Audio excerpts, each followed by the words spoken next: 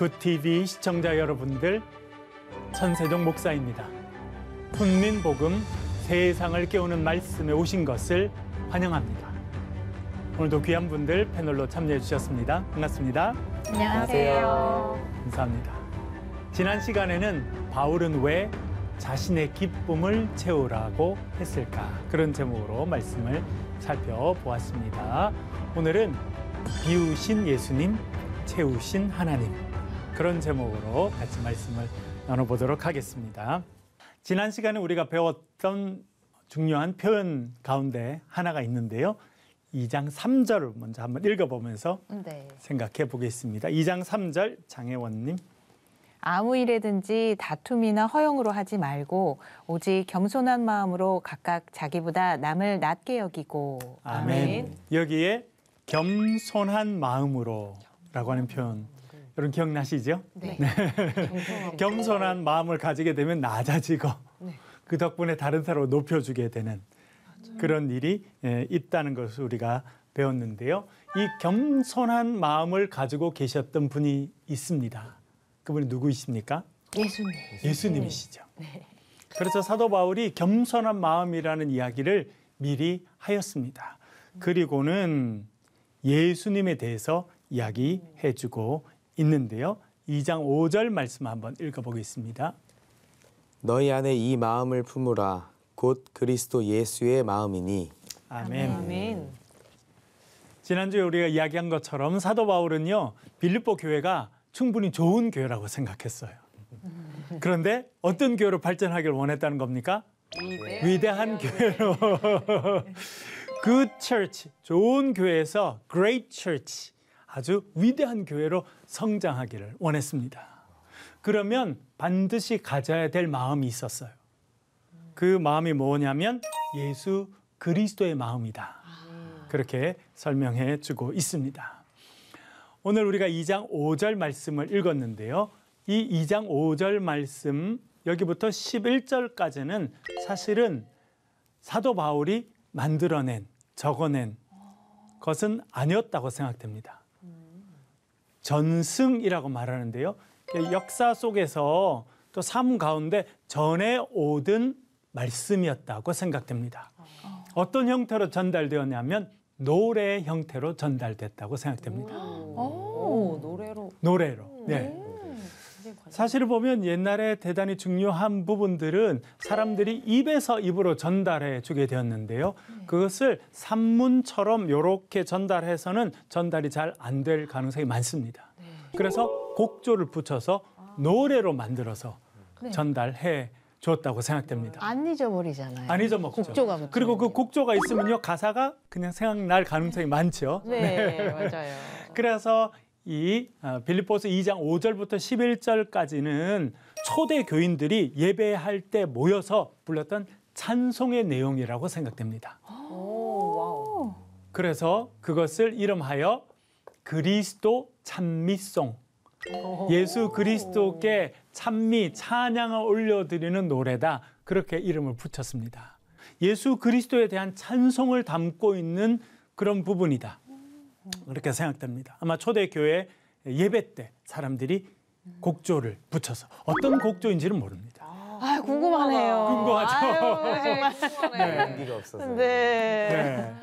그 당시는 뭐 이렇게 악보를 이렇게 적어서 이렇게 하는 개념들이 이렇게 많지 않았기 때문에, 그러나 가사의 내용들은 입에서 입으로 전달되었고, 그래서 사도 바울이 그것을 잘 알고 있으면서 이 편지를 쓰면서 그 그리스도 찬미송의 내용들을 이렇게 적어두고 있다고 우리가 생각해 볼 수 있겠습니다.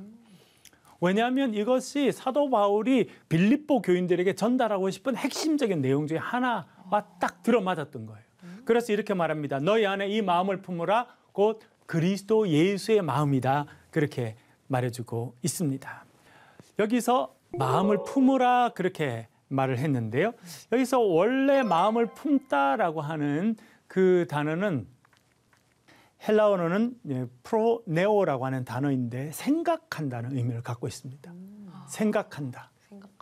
예, 생각하는 방식이라는 의미를 가지고 있는데요. 그런데 단순히 생각하는 것만 끝이지 않고 여러분 머리로 생각하게 되면 그게 우리의 삶에서 어떻게 됩니까? 실천하게 되죠. 네. 행동으로 나오게 되죠. 그래서 사실은 이 본문을 너희 안에 이 마음을 품으라 곧 그리스도 예수의 마음이니 그리스도의 마음을 품어라 그렇게 할 수 있겠는데 좀 더 구체적인 의미는 어떤 의미냐면 예수 그리스도의 삶의 태도를 닮아라 그렇게 말할 수 있겠습니다. 중요한 게 삶의 태도죠. 네네. 어린아이들에게 교육하는 건요 지식을 많이 집어넣는다고 남는 게 아닙니다. 뭐가 제일 중요하냐면 삶의 태도를 배우는 거예요. 삶을 대하는 태도, 어른들을 대하는 태도, 식사를 하는 예절, 그 태도를 가르치지 않습니까? 그것이 중요해요. 사도 바울도 그런 생각을 했던 것 같습니다. 그래서 이 빌립보 교인들에게 모범을 보여주는 거예요. 어떻게 해야 되는지. 모범으로 제시한 분이 있습니다. 그분이 누구라는 겁니까? 예수님. 모범으로 제시하고 있다. 우리 그렇게 생각해 볼 수 있겠습니다. 그렇다면 예수님은 어떤 삶의 태도를 가지셨을까요? 사도 바울이 설명하고 있는데요. 6절 읽어보겠습니다. 박찬송님. 그는 근본 하나님의 본체시나 하나님과 동등됨을 취할 것으로 여기지 아니하시고 아멘. 첫 번째 예수님의 삶의 태도는요. 하나님과 본체시지만 하나님과 동등한 자리 위치에 있는 것을 스스로 내려놓으셨다는 겁니다. 여기서 본체라고 하는 표현이 나왔는데요. 모르페라고 하는 헬라 말로 되어 있는데 원래는 겉 모양을 이야기합니다. 그러나 겉 모양만 이야기하는 것이 아니라 그 모양 안에 들어있는 본질적인 부분, 어떤 그런 것을 말하는 좀 어려운 그런 단어입니다. 그러니까 예수님은 하나님과 본질상 같은 분이라는 겁니다. 같은 자리에 있고 같은 위격을 가지고 계시고 같은 권위를 가지고 계신 분이라는 것입니다. 어떻게 보면 같은 힘을 가지고 있는 분이신데 스스로 그 힘을 내려놓으셨다라고 우리가 그렇게 이해해 볼 수 있겠습니다. 그래서 예수님은 하나님과 같은 분이시지만 그 동등됨을 내려놓으신 분이시다 그렇게 말해주고 있습니다. 또 7절은 이렇게 말하는데요. 장혜원님. 오히려 자기를 비워 종의 형체를 가지사 사람들과 같이 되셨고 아멘. 아멘. 오히려 자기를 어떻게 하셨다고요? 비우셨다. 어떻게 보면 이 2장 5절부터 11절 그리스도 찬미송이를 불렸던 이 중요한 부분에 있어서 핵심적인 단어를 하나 뽑으라고 하면 비운다라고 하는 단어입니다. 비운다. 케노오라고 말하고요. 비움을 케노시스라고 말하는데 아주 신학적으로 대단히 중요한 단어입니다. 예수님은 어떤 분이시냐? 비우신 분이라는 겁니다. 자기의 자리를 내려놓으신 분이시고 자기 스스로를 비우고 낮아지신 분, 그분이 예수 그리스도라 그렇게 알려주고 있습니다. 그래서 예수님께서 자신을 비우신 방법이 있습니다. 그 방법이 뭐냐면 뭐라는 겁니까? 종의 형체를 가지셨다. 원래 예수님은 누구랑 같은 분이라고 성경이 이야기했습니까? 하나님과 같은 분이에요. 창조주이십니다. 그런데 예수님께서 자기 자신을 비우셨습니다. 그래서 누구의 모습을 갖게 되셨다는 겁니까? 인간, 사람. 예, 사람과 같이 되셨고 형체는 종의 형체를 갖게 됐습니다. 종이라고 하는 단어는 헬라어로는 눌로스라고 하는 단어인데요. 종. 여러분, 그 당시 종의 특징이 뭐였겠습니까? 자기의 계획이 없어요. 그렇죠. 주인이. 자기의 계획대로 할 수 없는 사람. 그렇죠. 주도권이 자기에게 없습니다. 그럼 누구에게 맞춥니까? 주인한테 맞죠. 주인이 원하는 것, 주인의 뜻에 자기의 것을 맞추는 사람이에요. 주인이 명령하면 그것을 따라하는 사람이 종입니다. 예수님께서 종의 위치에 서게 되셨다. 그렇게 말해주고 있습니다.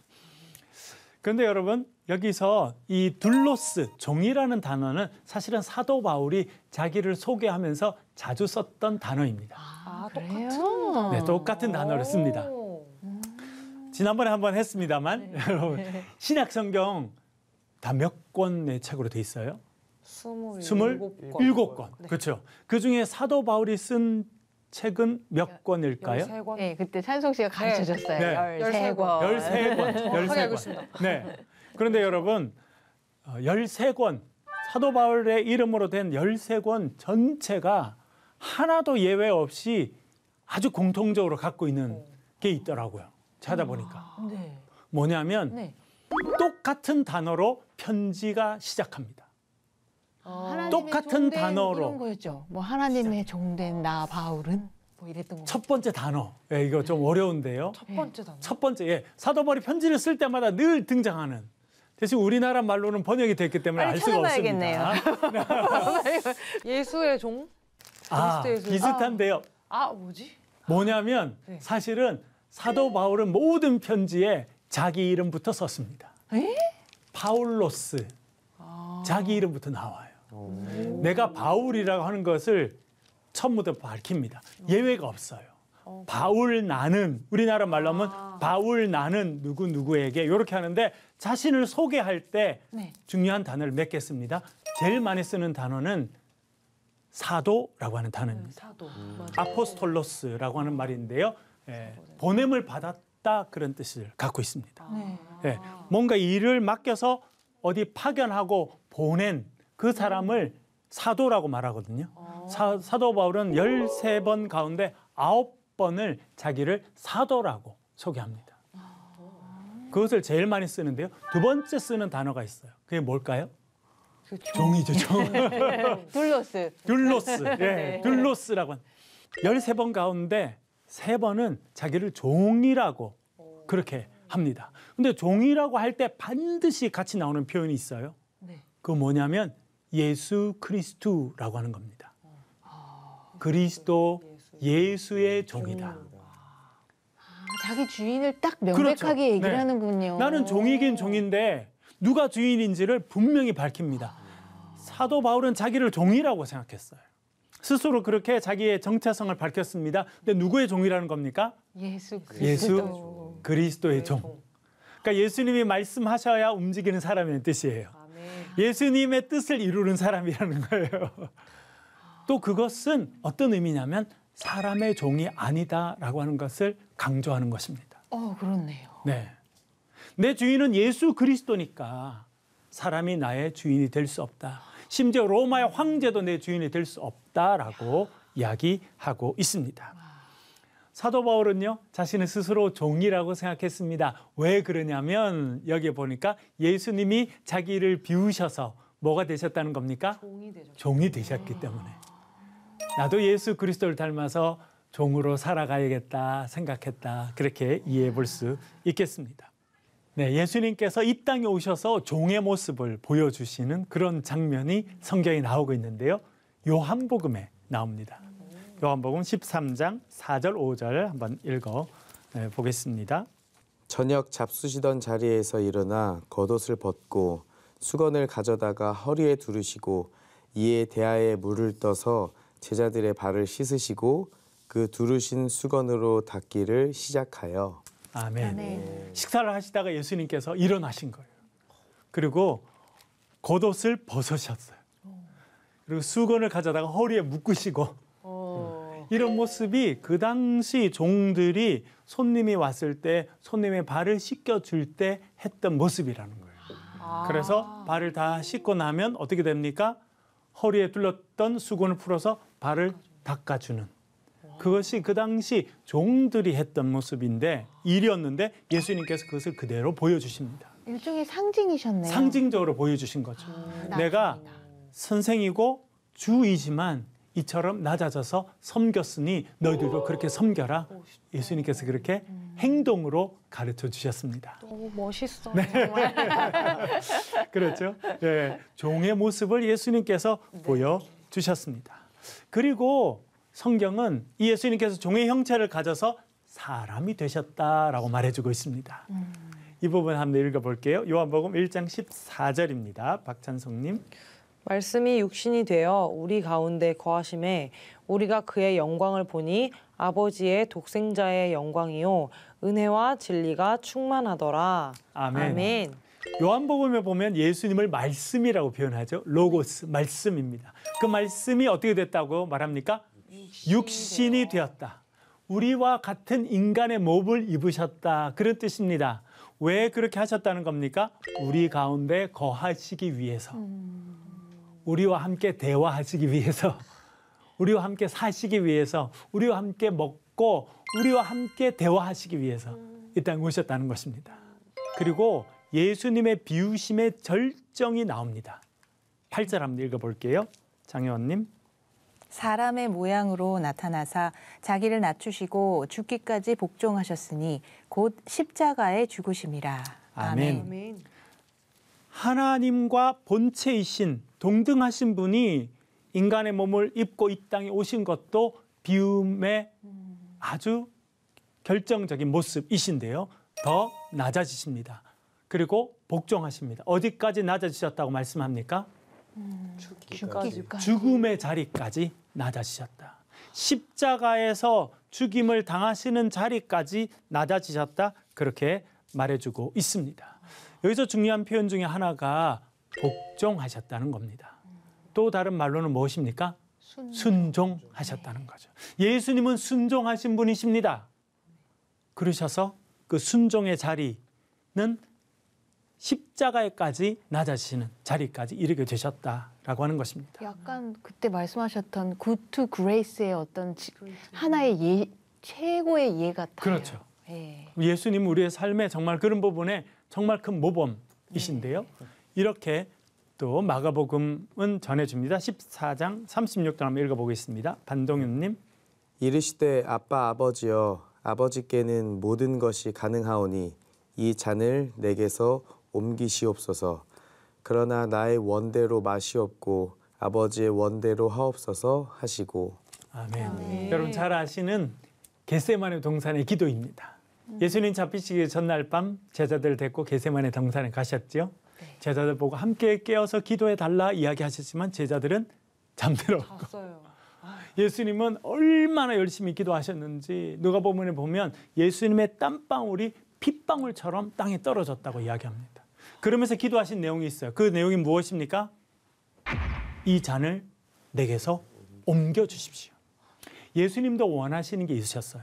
뜻하시는 게 있으시고 예수님의 마음의 소원도 있으셨습니다. 그런데 예수님의 훌륭한 모습은 뭐냐면 그것을 끝까지 고집하지 않으셨다는 거예요. 하나님 앞에 그것을 내려놓으셨다라고 하는 것입니다. 그래서 나의 원대로 마시옵고 아버지의 원대로 하옵소서라고 말씀하십니다. 복종하셨어요. 아버지의 뜻에 순종하십니다. 그 순종의 자리, 십자가의 자리까지 낮아지신 분이시다. 그렇게 말씀해주고 있습니다. 이것이 예수님의 비우심입니다. 예, 예수님은 하나님과 같은 분이셨지만 인간의 모습으로 오셨고 그리고 인간의 모습 가운데서도 가장 낮은 자리라고 할 수 있는 죽음의 자리, 십자가의 자리까지 순종하셨다. 그렇게 말씀드릴 수 있겠습니다. 그렇게 비우셨더니 하나님은 이제 채워주시고 높여주십니다. 그것을 읽어볼게요. 9절입니다. 박찬성님.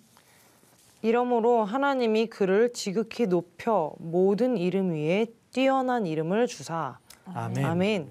그래서 죽음의 자리에 이르셨는데 하나님께서 예수님을 그 죽음의 자리에서 일으켜 세워주시죠. 그것이 부활입니다. 부활. 네. 네. 죽음의 자리에 있던 예수님을 하나님께서 일으켜 주십니다. 부활의 자리입니다. 그리고 부활을 통해서 어떤 자리까지 주시냐면 지극히 높여 주신다는 거예요. 예수님은 스스로 낮아지셨습니다. 하나님은 예수님을 높여 주셨습니다. 예수님은 스스로를 비우셨습니다. 하나님은 예수님을 채워 주셨다. 그렇게 말해주고 있습니다. 여기에 어떻게 높여주셨냐면 모든 이름 위에 뛰어난 이름을 주셨다 이렇게 돼 있는데 여기 이름을 주셨다고 표현되어 있는 부분이 있죠. 네. 예, 요것의 헬라어는 카리조마이라고 하는 건데 카리스 아까 우리 들어봤죠. 네, 은혜. 네. 그것의 동사형입니다. 그러니까 은혜를 베푼다라고 번역이 됐는데 여기서는 어떻게 번역됐냐면 이름을 주셨다. 주셨다. 왜냐하면 말씀드렸죠. 은혜라고 하는 자체가 선물이라는 의미를 갖고 있습니다. 네. 그래서 은혜를 베푼다고 하는 것은 무슨 의미냐면 값없이 주신다라고 하는 의미를 갖고 있습니다. 그래서 우리가 은혜하면 값없이 받는 선물이다. 그렇게 생각하잖아요. 네. 그래서 이 은혜의 동사형도 그냥 준다. 아무 대가 없이 그냥 준다. 그런 의미를 가지고 있습니다. 근데 예수님께 하나님께서 선물을 주셨어요. 순종하신 예수님께 선물을 주셨습니다. 그 선물이 뭐라는 겁니까? 우리 본문에 보면 모든 이름 위에 뛰어난 이름을 주셨다는 거예요. 이것이 선물입니다. 이 세상에 있는 이름 가운데 가장 존귀한 이름, 가장 영향력 있는 이름, 가장 능력 있는 이름, 그것을 예수님께 주셨다. 그렇게 말씀해 주고 있습니다. 그래서 여러분, 예수님의 이름에는 뭐가 있습니까? 능력이 있죠. 네, 그것이 하나님께서 예수님께 주신 선물이라 그렇게 알려주고 있습니다. 또 이렇게 말씀하시는데요. 10절 읽어보겠습니다. 장혜원님. 하늘에 있는 자들과 땅에 있는 자들과 땅 아래에 있는 자들로 모든 무릎을 예수의 이름에 꿇게 하시고 아멘. 아멘. 높여주시는데 사도 바울은 그 방법을 또 이렇게 말합니다. 모든 무릎을 예수의 이름에 꿇게 하셨다. 그렇게 이야기하는데요. 재미있는 표현이 나오죠. 하늘에 있는 자들과. 이해가 되죠, 여러분? 하늘에 있는 자들. 네, 하늘에 있는 자들. 땅에 있는 자들. 네. 누굽니까? 우리들. 땅에 있잖아요. 다 땅 위에 있으신 거 맞죠? 맞습니다. 약간 공중에 떠서 사시는 분들. 네. 땅 위에 있습니다. 이게 하늘에 있는 자들은요, 하늘에 있는 천사들을 말하는 겁니다. 천상의 존재들. 그리고 땅에 있는 사람, 우리들이죠. 숨쉬고 살고 있는 우리들. 그런데 여기 또 재밌는 표현이 나옵니다. 또 누가 나와요? 땅 아래. 땅 아래 있는 자들 누구일까요? 이미 돌아가신 분. 그렇죠. 네. 네. 유대인들은 사람이 땅 위에 살다가 죽으면 지하의 세계로 내려간다. 그렇게 생각했습니다. 그러니까 지하의 세계는 죽은 자들이 있는 곳입니다. 예. 그런데 사도 바울이 여기서 강조하고 싶은 것은 그 모든 존재들, 하늘에 있거나 땅에 있거나 땅 아래에 있거나 그 모든 존재들이 어떻게 했다는 것을 말합니까? 예수의 이름 앞에 무릎을 꿇었다는 거예요. 어떤 의미입니까? 무릎을 꿇었다라고 하는 것은 가장 높고 위대한 이름이라는 것에서. 주님의 이름이 가장 높다는 것이기도 하지만 예수님께서 통치하신다라고 하는 의미를 가지고 있습니다. 그래서 왕 앞에 무릎 꿇고 엎드리게 돼 있죠. 그 이미지를 이야기해주고 있습니다. 그런 모습이 가장 잘 나오는 것 중에 하나가 요한계시록인데요. 19장 6절 말씀 한번 읽어보겠습니다. 반동현님. 또 내가 들으니 허다한 무리의 음성과도 같고 많은 물소리와도 같고 큰 우레소리와도 같은 소리로 이르되 할렐루야 주 우리 하나님 곧 전능하신 이가 통치하시도다. 아멘. 요한계시록 19장은 어린 양 혼인잔치, 천국에서 있을 어린 양 혼인잔치에 대한 이야기입니다. 여러분, 우리가 언젠가 천국에 이르게 되면 우리가 천국에서 이루어질 잔치에 참여하게 될 것인데요. 그 잔치의 핵심은 예배입니다. 그래서 허다한 무리의 음성과도 같고 많은 물소리와도 같고 그렇죠? 우레소리와 같은 음악이죠. 엄청나게 큰 온 그 하늘의 나라 천국을 다 가득 채울 그런 찬송 소리가 있었다고 말합니다. 그런데 그때 부르는 소리가 뭐라는 겁니까? 뭐라고 소리친다는 겁니까? 할렐루야 주 우리 하나님 곧 전능하신 이가 통치하시도다. 통치하신다. 하나님 나라는요, 예수 그리스도께서 통치하신 나라를 이야기하는 것입니다. 그래서 모든 무릎을 예수의 이름 앞에 꿇게 하셨다고 하는 것은 예수님께서 온 세상을 다스리시는 왕이 되셨다, 그런 의미라고 하는 것을 알려주고 있습니다. 그리고 마지막으로 이렇게 말하는데요. 11절 읽어보겠습니다. 박찬송님. 모든 입으로 예수 그리스도를 주라 시인하여 하나님 아버지께 영광을 돌리게 하셨느니라. 아멘. 아멘. 모든 입으로 시인을 해요. 고백하는 거죠. 입술로 고백합니다. 뭘 고백합니까? 예수 그리스도가 주인이시라고. 예수 그리스도가 왕이시라고. 그렇게 고백하는 거예요. 그 자체를 통해서 하나님께 영광을 돌리게 했다. 그렇게 말합니다. 여러분, 우리의 찬송의 내용이 뭐여야 된다는 것을 알려줍니까? 예수 그리스도가 왕이심을 선포하는 것이 찬송의 내용이라는 거예요. 그것을 통해서 하나님께서 영광을 받으셨다. 그렇게 말해주고 있습니다. 여러분, 예수님은 철저히 비우셨습니다. 낮아지셨어요. 그러나 하나님은 예수님을 채워주시고 높여주셨습니다. 그것이 성경이 말씀하시는 구원의 역사라 우리에게 알려주고 있습니다. 오늘 여기까지 공부를 해보겠는데요. 혹시 질문 있으시면. 비운다라는 표현이 보통 이제 뭐 도를 아십니까? 막 이런 데라든지 아니면 막 뉴에이지 이런 거 보면은 막 이렇게 명상해가지고 나를 막 비워서 뭐 그렇게 하는 표현들도 많이 쓰잖아요. 네. 근데 이제 기독교와 그런 뉴에이지나 그런 명상을 하고 뭐 도를 하십니까? 이런 것과의 차이점은 우리도 똑같이 종의 형태로 예수님처럼 비워지는데 채우시는 분이 있다라는 게 좀 다른 점인 것 같아요. 네. 그래서 비우는 삶을 살게 되면 그 모든 것을 하나님 다 채우시고 넘치게 되는 그런 삶을 경험할 수 있겠구나라는 그런 생각이 좀 들었습니다. 네. 너무 와닿네요. 진짜. 그러게 말입니다. 보통 다른 종교는 비운 다음에 채워주는 주체가 없잖아요. 맞아요. 근데 무조건 비우라고 하는데 맞아요. 저희는 아주 그 주인이 딱 기다리고 계시잖아요. 그렇죠. 비워질 때까지. 네.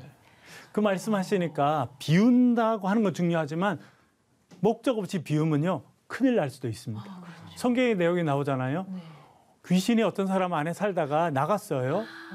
근데 갈 데가 없어 돌아다니다 다시 보니까 전에 살던 사람 마음이 깨끗이 잘 청소가 돼 있는 거예요. 네. 그랬더니 어떻게 했다는 거예요?